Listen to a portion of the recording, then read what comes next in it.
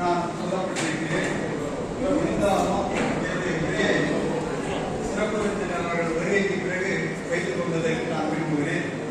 ஏனென்று சொன்னால் எங்கள் சங்கத்தை பொறுத்த மட்டில் யார் இந்த சமூகத்திற்காக உழைக்கிறார்களோ அவர்களை கௌரவப்படுவதுதான் எங்களுக்கு முதலாய கடமை. அதற்கு அடுத்ததாக நம்மை யார் சிறந்து விரும்புகிறார்களோ அவர்களை பெருமைப்படுத்துவதுதான் நம்முடைய கடமை. நம் மக்களிடையே ஒருவருக்கொருவர் ஒற்றுமை ஏற்படுத்துவதுதான் கடமை.